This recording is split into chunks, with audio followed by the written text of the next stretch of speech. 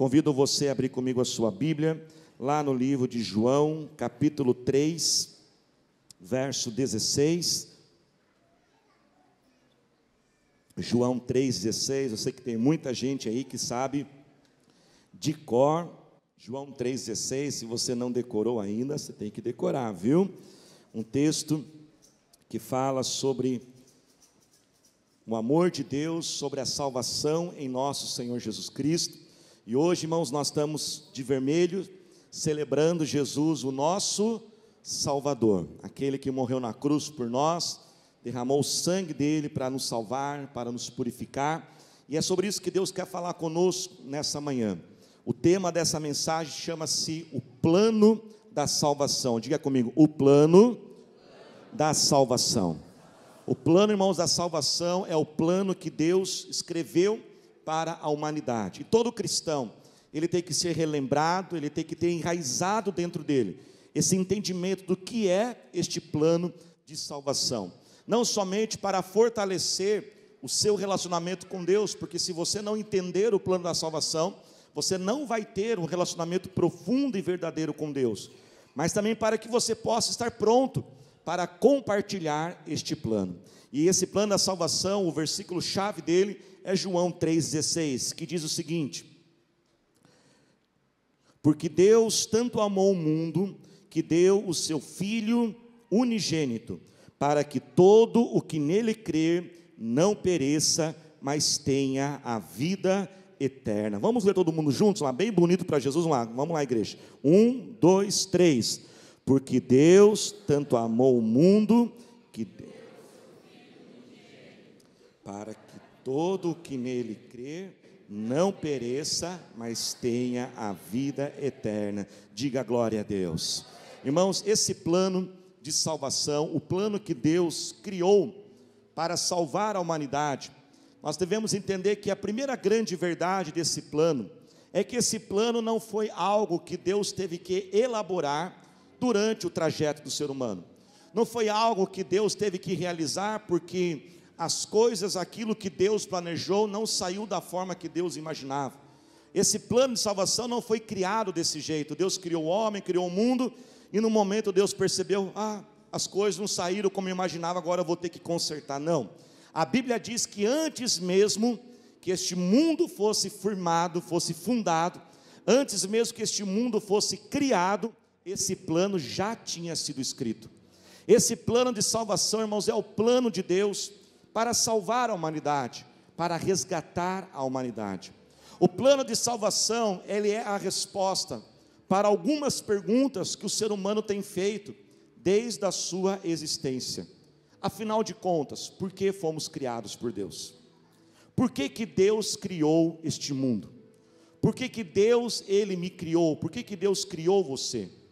O plano de salvação também responde a outra pergunta que muitos fazem perante Deus: por que há tanto sofrimento neste mundo, se Deus é amor? Quando nós olhamos o sofrimento deste mundo, olhamos as guerras, a violência, a maldade que existe neste mundo, não somente em coisas grandes como guerras, eu disse, mas até mesmo internamente dentro de nós. Às vezes algumas pessoas ficam indagando, se Deus ele é amor, se Deus ele existe, por que há sofrimento neste mundo? E é o plano da salvação, irmãos, que nos responde a essas perguntas. Para isso nós temos que entender que este plano, ele fala de todas as áreas do ser humano, e fala sobre a nossa vida e a nossa redenção. Por uma questão de didática, para a gente poder memorizar e guardar bem este plano, que, como disse, todo cristão tem que compreender, tem que ser relembrado, tem que estar pronto para compartilhar. Nós vamos dividir esse plano em 5 partes. Quantas partes, irmãos? 5. E a primeira, nós vamos usar um dedo de cada mão para a gente poder decorar o plano da salvação. Então, a primeira parte do plano da salvação, levante aí o seu polegar e isso. E a primeira parte do plano de salvação fala sobre o amor de Deus. Então diga comigo assim: Deus me ama. Agora vamos falar bem forte para valer, vamos lá, 1, 2, 3, Deus me ama. A primeira parte desse plano, irmãos, fala sobre o amor de Deus. A Bíblia diz que Deus não somente ele tem o amor, mas a Bíblia diz que Deus ele é o amor. O nosso Deus, irmãos, ele é o amor. Mas o que adiantaria Deus ser amor ou Deus também ter um amor, se não houvesse ninguém para experimentar este amor? Você imagina, por exemplo, uma pessoa, vamos imaginar que ela está numa ilha deserta, só existe ela, não existe mais ninguém nesse mundo, e ela tem lá 10 milhões de dólares, mas só existe ela no mundo. Eu pergunto, o que vai fazer com esse dinheiro? Nada. Para que vai servir esse dinheiro se só existe ela? Não tem nem outra pessoa para comprar ou vender alguma coisa. Então você imagina Deus na sua eternidade, com todo esse amor, e não tem ninguém para experimentar este amor. Esta então é o começo da resposta à pergunta: por que que Deus criou este mundo? Por que que Deus criou você? Você foi criado para experimentar o amor de Deus. Você não foi criado para sofrer, você não foi criado para sobreviver, você não está aqui neste mundo para isso. Deus criou a humanidade, Deus criou a mim e você, para que pudéssemos então caminhar com Ele, e experimentar este amor que vem através do cuidado, da proteção, da direção. A Bíblia revela Deus como um pai, assim como um pai que cuida do seu filho, que protege o seu filho, que caminha, que ensina, que instrui, que orienta, que guarda todas as coisas. Esse é o nosso Deus.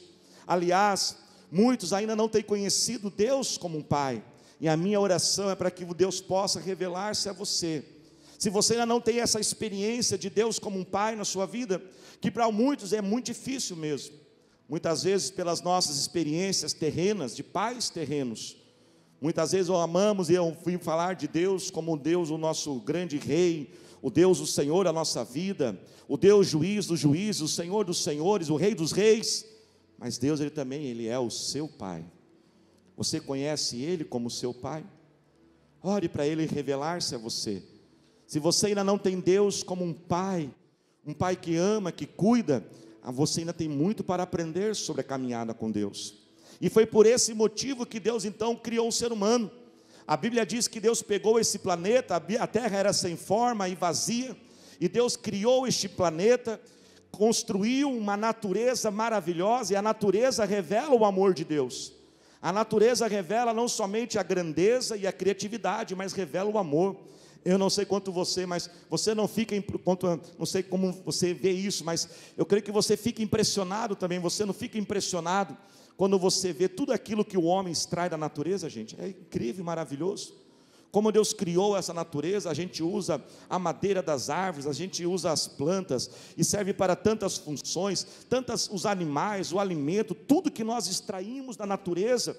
Se você observar mais a natureza, e o que o homem usa da natureza, você vai ver o grande amor de Deus. Quando nós olhamos hoje, por exemplo, o ser humano já está sendo capaz de produzir energia elétrica através dos ventos, e até mesmo da energia, até mesmo dos raios solares. Isso é a prova do amor de Deus, que Ele colocou tudo para nós. E a Bíblia então diz, se a gente voltar lá no Gênesis, o começo de todas as coisas, Deus pegou essa terra, colocou a natureza, e Ele separou um lugar dessa terra, que a Bíblia chama de Jardim do Éden, que hoje, nos dias atuais, segundo alguns estudiosos, seria mais ou menos ali na região do Iraque. E colocou o primeiro casal de seres humanos, Adão e Eva. E a Bíblia então diz, olha que coisa maravilhosa, presta atenção nisso, que todo final do dia, Deus descia até a terra e se relacionava com o homem, conversava, passeava. Eu fico imaginando Deus, né? Tem que usar um pouco na imaginação também, né, gente? Eu fico imaginando Deus explicando as leis da física, as leis da química para Adão e Eva, explicando e mostrando tudo que Ele tinha produzido. Até esse momento, irmãos, presta atenção, guarda aí, ó, segura aí. Até esse momento, nós temos que entender que não havia maldade na terra. Não havia nada de maligno, não havia nada de mal, não havia nada de ruim na terra. Até mesmo as plantas, uma planta não tinha nem espinho. Sabe quando a pessoa vai pegar assim na planta com o espinho, fura o dedo e solta um palavrão? Que tem uns que tem boca suja, né, gente? Tem que precisar lavar aí, né? E sabe, nem isso não tinha nem como soltar um palavrão, não tinha, né? De ficar com raiva que machucou ali. As plantas não tinham espinho, os animais não eram ferozes, não eram, né, violentos. O ser humano não ia nem precisar trabalhar. Olha que coisa, tudo já estava, a natureza ia entregar tudo para ele. Deus já tinha falado para multiplicar Eva, né, as mulheres iam dar filhos sem dores, Você, minha irmã, se você sofreu no parto, olha, quando você chegar no céu, tem uma conversa com Eva, viu, gente? Né? Não havia sofrimento, tudo era maravilhoso e Deus se relacionava, mas Deus fez algo, preste atenção nisso. Deus colocou uma árvore no meio do jardim e falou: Adão e Eva, tudo isso é para vocês e os seus descendentes, e eu estou aqui para cuidar de vocês, para vocês experimentarem o meu amor. Mas eu só vou pedir uma coisa: está vendo aquela árvore ali? Não comem do fruto daquela árvore. Isso vai ser considerado como uma desobediência a mim, vai ser considerado como se vocês estivessem me rejeitando. Agora preste atenção, eu sei que até aqui muitos também já ouviram isso. E eu cresci na igreja, irmãos, e eu ouvia isso muitas vezes, principalmente no ministério infantil, que a gente ensina muitas crianças, né? O jardim do Éden, a criação do mundo. E eu cresci, irmãos, na igreja, e eu ficava sempre assim meio inquieto, meio perguntando, falei assim: puxa vida, Deus, eu acho que o Senhor foi meio sem noção, porque se o Senhor já sabe o futuro de todas as coisas, por que o Senhor colocou essa árvore aí no jardim? Quantos aqui creem que Deus já sabe o futuro de todas as coisas? Não sabe?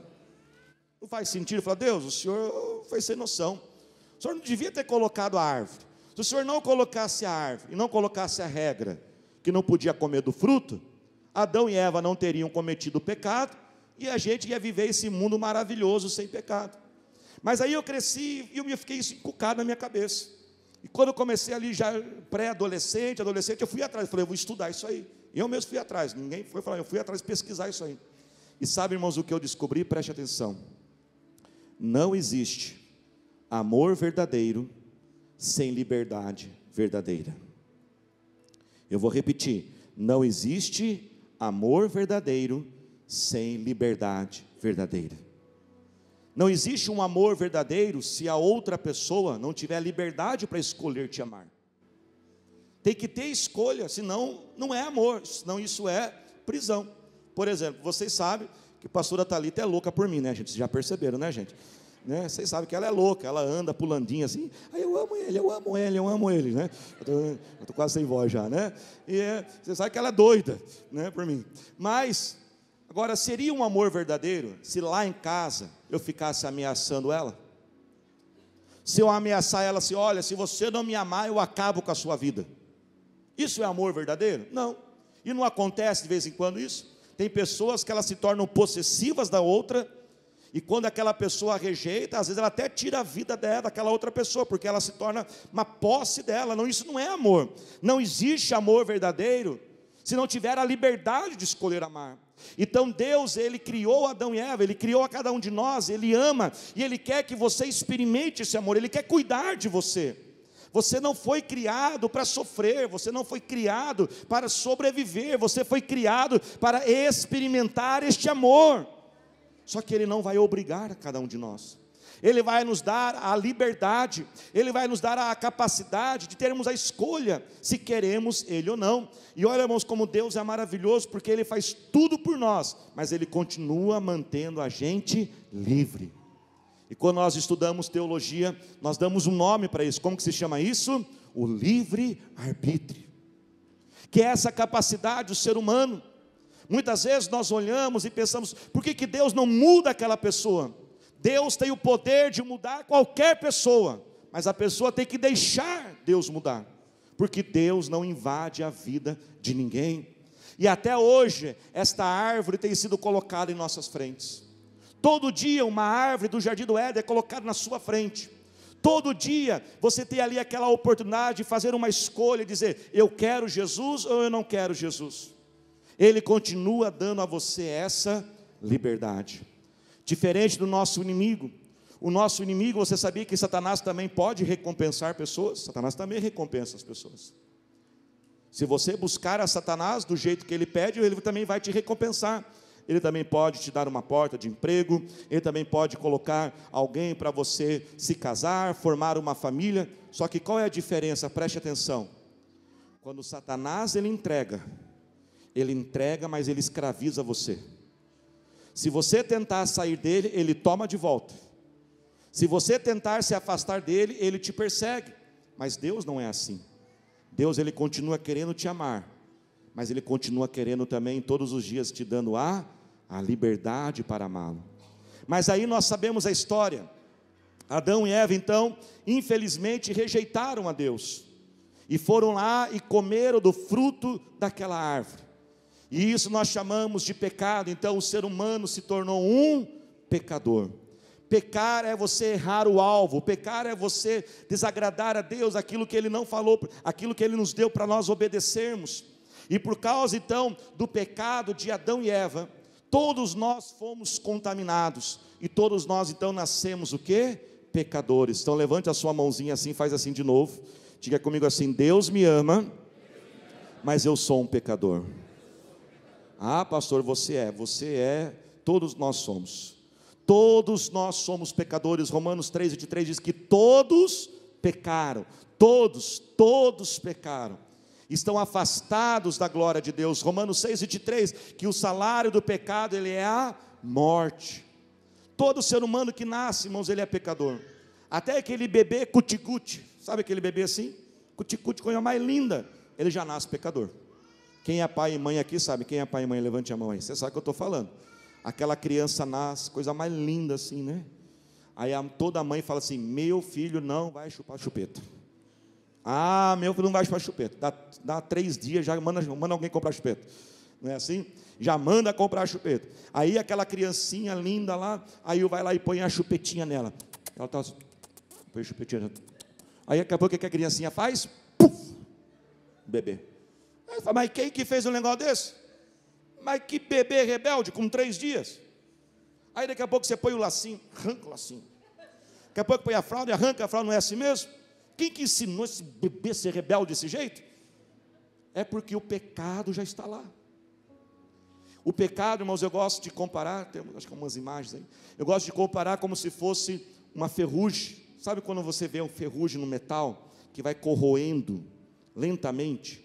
O pecado também, ele vai corroendo a nossa vida. Voltando ao exemplo da criança, do bebê, quem é pai e mãe que sabe, começa com a chupetinha, depois o lacinho, e vai assim até o resto da vida, não é assim mesmo? Depois é o celular, depois é a chave do carro, que você tem que esconder quando está perto dos 18, ô pai, deixa eu pegar o carro aí, pai, né? Aí você fica assim, vou ter que esconder essa chave aí, porque esse menino vai pegar escondido o carro. Se vocês soubessem que eu vejo aqui de cima, tem gente que pegou o carro escondido aqui antes dos 18, viu gente? Não é? E essa desobediência, isso é o pecado que está instalado dentro de nós. Agora preste atenção, Deus ele é amor, amém igreja? Mas ele também é justiça. O amor a Deus quer que você se relacione com Ele. O amor, Ele quer cuidar de você, mas o seu pecado e o meu pecado nos afastam dEle. E o pecado não precisa ser um pecado grande não, porque Deus, irmãos, Ele é justiça, e Ele é santo, Ele é puro, e Ele é tão santo, tão puro, mas tão puro, que você não precisa ter um monte de pecado para afastar você e eu de Deus. Um pecado. Vamos fazer aqui um exercício de imaginação. Imagine que uma pessoa, ela viveu 100 anos. É bastante anos, gente? 100 anos? Bastante anos. Ela viveu 100 anos na face da terra. E nesses 100 anos ela cometeu só um pecado. Só um, olha só, hein? É difícil a gente passar um dia sem um, né? Mas naqueles 100 anos que ela viveu, ela cometeu só um pecado. E esse pecado ela cometeu quando ela tinha uns 7 anos de idade. No dia que a mãe dela, aquele menino levado, e a mãe falou assim: filho, vai lá lavar, vai tomar banho. Aí o menino abriu o chuveiro, pegou uma aguinha, jogou um pouquinho assim, fingiu que tomou banho, fechou o chuveiro. Menino, filho, você tomou banho? Tomei, mãe, mas mentiu, não tomou banho não. Agora vamos imaginar que essa pessoa só fez isso a vida inteira, foi um único pecado da vida inteira dela. Esse único pecado já é suficiente para ela não poder entrar no céu. De tão puro que o céu é, de tão santo que Deus é. Então agora nós temos um grande problema. Nós temos o Deus que Ele nos ama, mas temos cada um de nós pecadores. E nós não podemos nos salvar. Não há nada que você possa fazer para você consertar o teu próprio erro. Não há nada que você possa fazer para curar você mesmo disso. Não há dinheiro que possa pagar os nossos pecados. Nem a pessoa mais rica deste mundo, se ela der todo o dinheiro dela, não arranca esse pecado, nem que seja um na vida inteira. Não há boas obras que você possa fazer. Continue fazendo as coisas certas. E se você é uma pessoa virtuosa, que você tem boas obras, você ajuda todo mundo, você faz as coisas direito, não prejudica ninguém, continue fazendo isso, mas isso não pode pôr você no céu. Ninguém pode comprar salvação. Ninguém pode consertar esse pecado que está dentro de nós. Todo ser humano, ele é podre por dentro. Todo ser humano, ele tem essa raiz de pecado. E é por isso então que o plano da salvação começa a responder a esta pergunta. Se Deus existe e Ele é amor, por que o homem sofre? Não é por causa de Deus. Deus continua sendo amor. Deus continua querendo cuidar de você e de mim. Mas é porque o ser humano tem essa liberdade, e ele escolhe o errado, ele que rejeita Deus. O homem sofre por causa do próprio homem, porque ele permite que esse pecado venha dominá-lo, ele permite que esse desejo se afaste de Deus. Não sei quanto você é, como você é, mas eu posso dizer que por fora pode ser muito bonito, por fora pode ser muito elegante, mas todos nós aqui, se não tivermos um relacionamento profundo e verdadeiro com Jesus, nenhum de nós podemos chegar aos céus. Então nós chegamos à terceira parte do nosso plano de salvação. Levante a sua mãozinha assim de novo, para a gente decorar bem ele. Diga comigo assim: Deus me ama, mas eu sou um pecador. Mas diga agora comigo assim: mas Cristo morreu pelos meus pecados, e eu posso ouvir um glória a Deus por isso? E aqui então a Bíblia nos apresenta o Senhor Jesus. O Senhor Jesus que já foi planejado pelo próprio Deus, para vir a este mundo, antes mesmo que este mundo fosse formado. Deus já sabia que o homem não seria capaz de consertar por ele mesmo. A Bíblia diz, em alguns lugares, a Bíblia chama Jesus de segundo Adão. Você sabia disso? Porque pelo primeiro Adão o pecado foi introduzido, mas precisava que alguém removesse esse pecado do mundo, e não havia uma pessoa suficiente para isso, santo e puro o suficiente. Então Jesus, o Filho de Deus, ele toma a forma de homem, e ele habita nesta terra. E ao Cristo morrer naquela cruz do Calvário, preste atenção nisso, ele não morreu somente pela humanidade, ele morreu por você. Naquela cruz ele pensava em você, naquela cruz ele tomou o seu lugar e o meu lugar. Era para nós estarmos naquela cruz, éramos nós os pecadores, somos nós os pecadores, mas ele dá a vida dele, e isso tem que gerar uma gratidão no seu coração. Deixa eu perguntar, a cruz de Jesus ainda mexe com você? A cruz de Jesus ainda é o suficiente? Quando nós, irmãos, esquecemos do plano da salvação, que alguns podem pensar, o pastor está dando uma aulinha hoje, lembrando a gente, não, aqui é o Espírito Santo falando ao nosso coração, para dizer se a cruz ainda é o suficiente.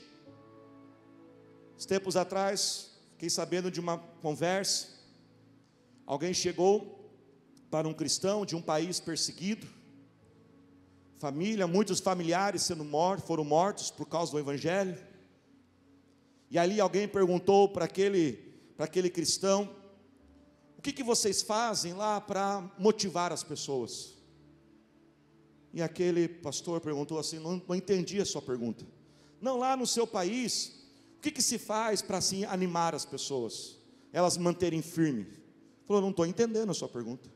Não, vocês não fazem cultos, encontro com Deus, conferências, seminários?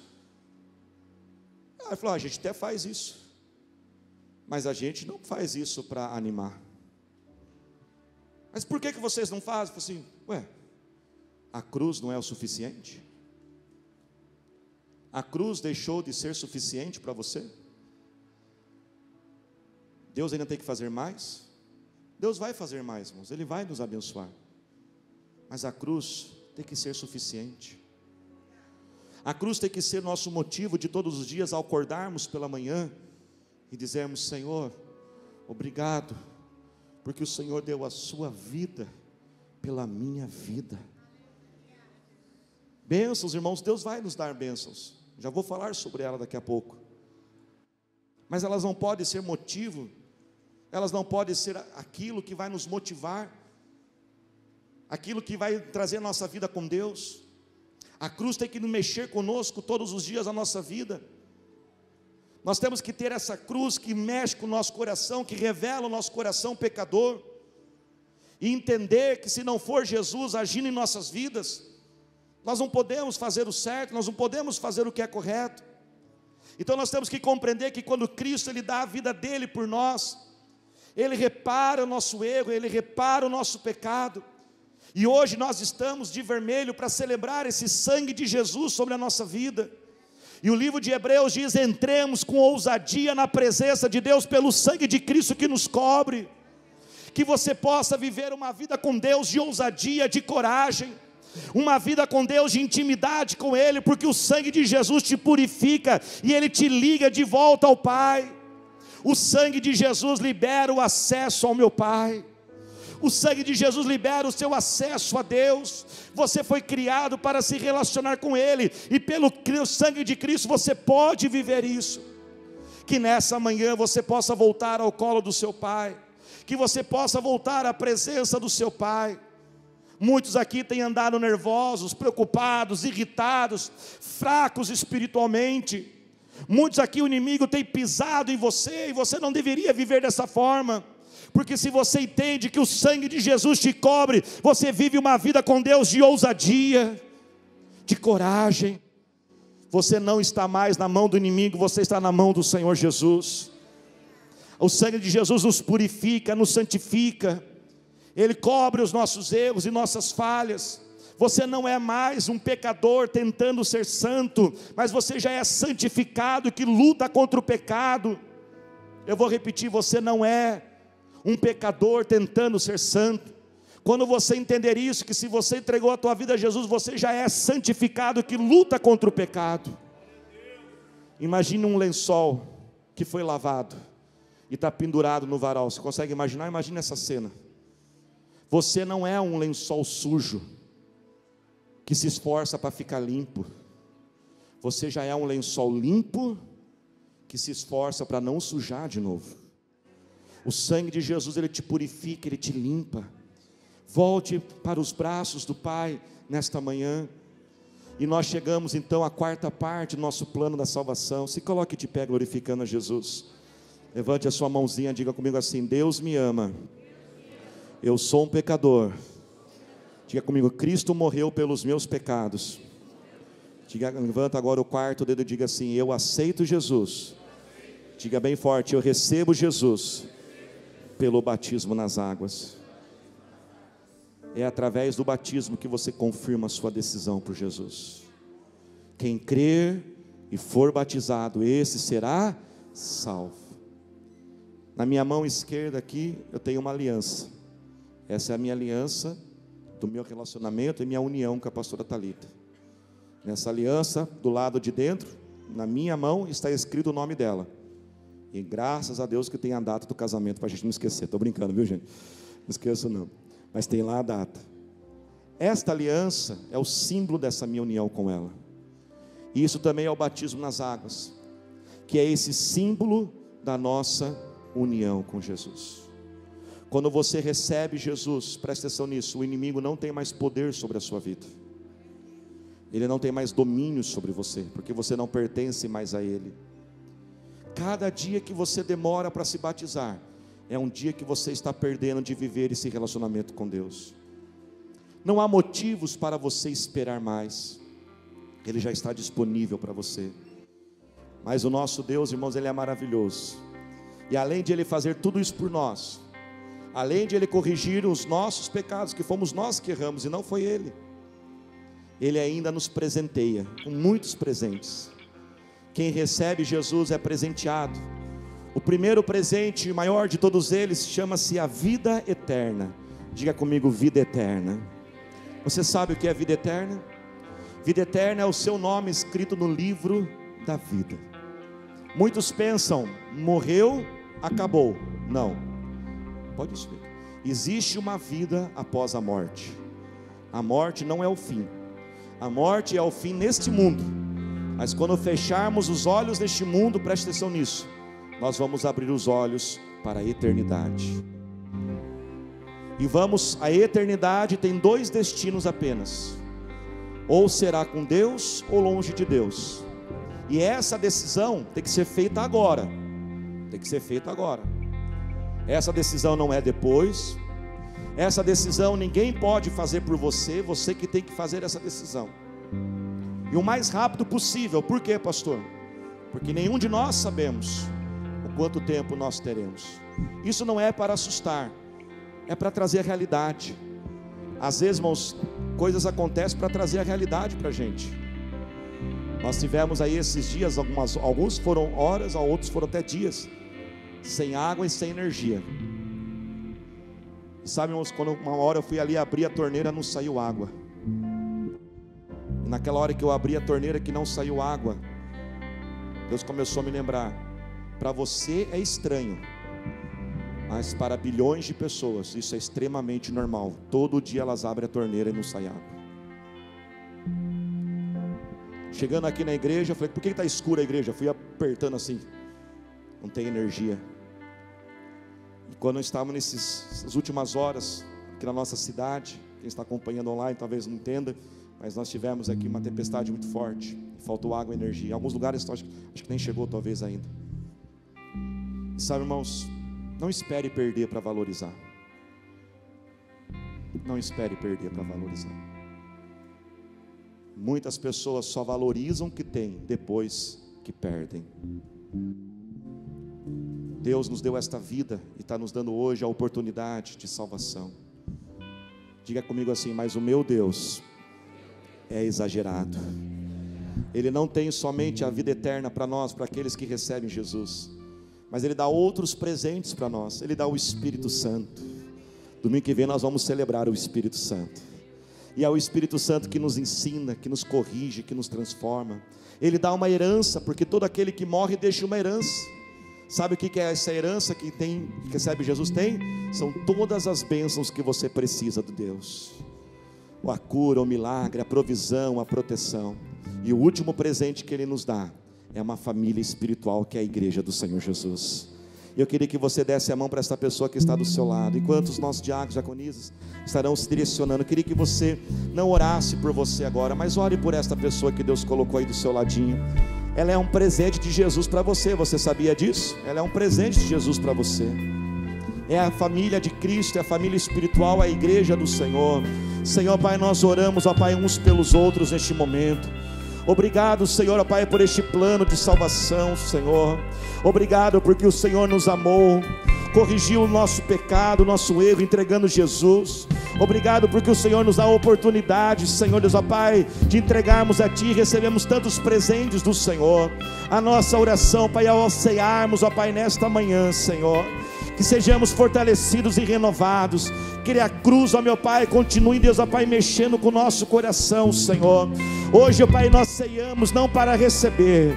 Hoje ceiamos somente em gratidão ao Senhor, porque o Senhor deu a sua vida pela nossa vida.